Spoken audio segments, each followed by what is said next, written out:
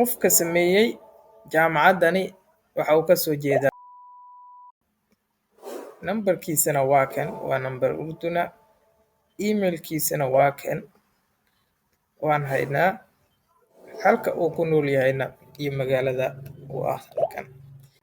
Assalaamu calaykum waraxmatullaahi wabarakaatuh. Maalmihii lasoo dhaafay social media waxaan ku arkayay jaamacaddan la magac baxday American Applied University oo sheegaysa inay in ka badan 100 scholarship ay siinayso ardayda Soomaaliyeed, gaar ahaan ardayda ka soo jeeda Somaliland. Dokumentiyo iyo ID kaaro ayaa laysla dhex maray social media. Dad badan ayaa soo postigareeyay shahaadooyin ayagoo bixinaya, waan u jeeday. Balse haddii aan isla fiirino jaamacaddani ma jaamacad dhab ah oo jirta mise waa jaamacad feyga oo ah waa qolooyinka feyga wax ku cuna. Ugu horeyn haddii aan ka bilaabno sawirka u saaran coverka Facebooka page-ka jaamacaddani. Sawirkani xaguu ka yimid? Haddii aan ku dhufano search waxaan u jeednaa sawirkani inuu yahay University of Salford oo UK ku taala. Sawirkani qofkii doonayay jaamacaddan ayaa laga keenay. Dhismahan aad u jeedaan ma ahan jaamacad Americana, waa jaamacad UK oo la yiraahdo Salford. Taa marka aan ka soo tagno, haddii aan gudaha u galno page-ka qaybta about-kiga ama page transparency-giisa aan ku sii dhufano information-ka buuxa, waxaan arkaynaa in page-kan jaamacadda markii hore la aasaasay sanadkii 2013 waqti hore, lana dhihi jiray Al-Ittixaad Alcaalami Lissaxaafa Waliclaan wa Mihan Alidaaca Watilfisyoon. Kadib 2023, 10 sano kadib, loo bedelay magacan cusub ee ah American Applied University. Page-kii waxa uu isku bedelay jaamacad. Sidoo kale waxaan u jeednaa halkani in page-kani adminskiisa ay ka soo jeedaan Jordan, 4 qof oo ka mid ah dadka adminka ka ah. Sidoo kale 1 qof oo Egyptia ama Masar ka soo jeeda ayaa jira. 1 qofna information lagama hayo halka uu ka soo jeedo, maybe Soomaali uu noqon karaa. Intaas haddii aan ugu gudubno page-kani, aan aadno website-ka jaamacadda. Website-ka jaamacadda ma website dhab ah mise waa asagana waa fake? Halkan waxay ku soo qoreen website-kan aauniversity.us. Haddii aan gudaha u galno website-kan jaamacadda, waxaad arkaysaa sidoo kale wax la yaab leh. Waxay sheegayaan halkan, waxaad moodaa in qofka design gareynaya website-ka uusan xataa sii check gareyn. Waxay sheegeen inay bixiyaan 125 program in ka badan. Waxay sheegeen halkan in 150 macaamiil ay wax u qabteen, adeeg u qabteen. Macaamiil halkan waxaa kuu muuqata website-kan in business design uu ahaa oo xataa aan la edit gareyn oo service caadiya bixin jiray. Website noocaasi uu ahaa oo aan la edit gareyn. 30 team ayaa halkan u qoran. Sidoo kale waxay sheegayaan in 23 sano ay jirsadeen. Dhowr sawiradani meelaha ayaa laga soo ururiyay. Waxay sheegayaan in xiriir ay la leeyihiin jaamacadda New York iyo jaamacadda Harvard Business School iyo wixii la mid ah. Balse arrinta xiisaha badan ayaa ah markaan sii galno qaybtan about us. Maxaa kuu soo baxay? Halkan marka aad akhriso, jaamacaddan waxay u soo gaabiyaan AAU oo ah American Applied University or Applied, I don't know.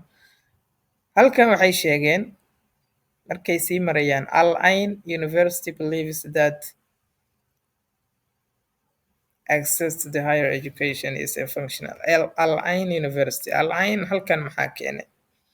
Al-Ain University waa jaamacad ku taala waddanka Imaaraadka. Al-Ain University AAU ayaa loo soo gaabiyaa iyadana. qoraalkan waxaa ku cad inuu AI qoray, AI-gana la siiyey keliya magaca AAU, una u fahmay Al-Ain University maadaama aysan jirin wax la lahaa jaamacad American Applied University lalaha aysan jirin. Sidaasi awgeed AI waxa uu fahmay in loola jeedo Al-Ain University. Sidoo kale halkan waxay sheegeen AAU in uu aas-aasay Shai Rajef. Shai Rajef, qofka yaqaana, waa madaxa jaamacadda University of the People amaba UO People oo aad taqaanaan. Waa jaamacad caan ah oo online ah oo USA ku taal. Jaamacaddan ninka aas-aasay ayaa la yiraahdaa Shai Rajef. Ninkaasi magaciisa ayay halkan soo geliyeen oo ayagoo sheegaya in uu yahay madaxa jaamacadda. Maybe way dhici kartaa in isla qoraalkan uu AI qoray uuna mala awaalay hadba internetka waxa uu ka soo qaato uu ku qoro inta badan AI-ga. Sidoo kale waxay sheegayaan in ka badan 35,000 oo professionals ay qaab mutadawwicnimo ugu shaqeeyaan jaamacadda. Haddaba warkaasi uma eka mid run ah. Haddaba jaamacaddani haddii aan jeegarayno domain-kan yaa iska leh. Ma rabo inaan ku fogaado, balse xataa waxaan ogaan karnaa cidda iska leh, nambarkeeda, iyo dhammaan wixii macluumaada oo laga heli karo qofka sameeyey jaamacadda. Haddii aan galno whois, website-kan waxa uu sheegayaa domainada amaba website-yada cidda iska leh. AAU information-keeda kaamil ah, qofka gatay domain-kan waxaa laga gatay website-kan la yiraahdo GoDaddy. Waxaan u jeednaa halkan qofka inuu kasoo jeedo magaalada Ammaan oo Urdun amaba Jordan. Telephone numberkiisa ayaa inoo muuqda iyo emailkii uu ku sameeyey website-ka intaba. Ma rabo inaan kusoo muujiyo muuqaalkan. Waa personal data oo qofkii doonaya si gaar ah u raadsado. Telephone numberkiisa ayaan u jeednaa, halka uu degan yahay, magaalada uu joogo. Waa kan hadda 2 magac ayaa halkan inooga muuqda, balse magaciisa oo saddexan haddii loo baahdo waa la heli karaa, waa haynaa. Waxa uuna sheegayaa inuu scholarship siinayo ardayda kasoo jeeda Somaliland, asagoo siinaya 100 arday. Haddaba waxa uu ka faa'iidayaa?